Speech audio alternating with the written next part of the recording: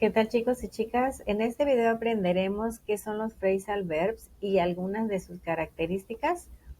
Este tema es bastante extenso, pero el día de hoy haremos una introducción y esperemos que nos ayude a comprender y saber cómo utilizar los phrasal verbs. En este caso, ¿qué cosa es un phrasal verb? Este es un verbo que está seguido de una preposición o un adverbio, y la combinación de este verbo más una preposición nos va a crear un significado diferente del que tendría si nosotros utilizáramos el verbo en su forma normal o en su forma original. Ahora bien, una característica importante es que los phrasal verbs podemos utilizarlos de forma separada y podemos utilizarlos en ocasiones sin separar. ¿Cómo es esto? Supongamos, si un phrasal verb me permite separarlo, yo lo voy a poder colocar entre, digamos, el verbo y la partícula que lo acompaña o la preposición. Por ejemplo, podemos decir they picked the garbage up y aquí lo estamos separando. O podemos bien colocarlo después del verbo y su partícula o preposición. O por ejemplo, they picked up the garbage. En los dos casos sería correcto. Sin embargo, como este verbo me permite separarlo, yo puedo hacer uso de esas dos formas, separándolo o dejándolo, digamos, después del phrasal verb.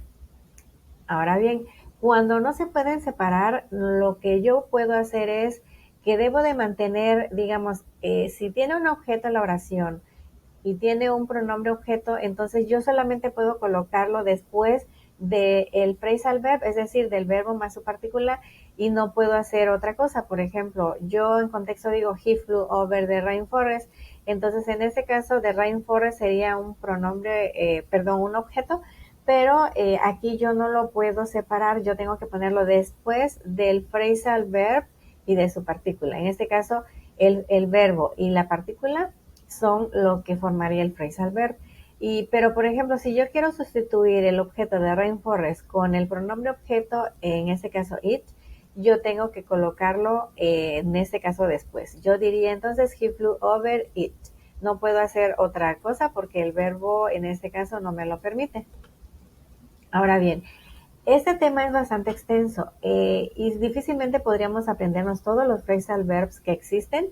Sin embargo, una manera de aprenderlos es pues investigando qué es lo que significan, y otra forma en la cual podemos conocer el significado es pues tal vez utilizar imágenes. Por ejemplo, en este caso, si yo tuviera el phrasal verb breakdown y tuviera esta imagen, entonces yo comprendería que lo que significa es pues que el auto, por ejemplo, dice the car broke down, el auto se averió, el auto tiene un desperfecto, un significado similar. Pero la imagen ya me está ayudando a comprender sin necesidad de investigar qué es lo que significa, me está permitiendo conocer cuál es el significado. Veamos otro ejemplo. Supongamos tengo el phrasal verb fall in. En contexto yo lo uso, he fell in love with her because this is an idea that happened in the past. Entonces, aquí lo que yo puedo entender es que pues que el chico se enamoró de ella. Entonces fall in lo que nos da es ese significado de enamorarse de alguien. Un ejemplo más, supongamos que yo tengo esta imagen.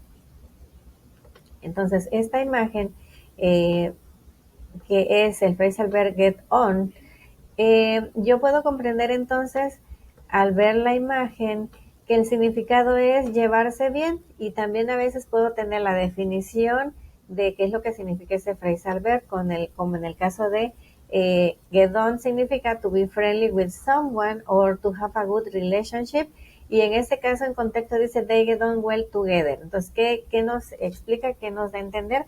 Que pues que ellas se llevan muy bien siempre, muy bien juntas.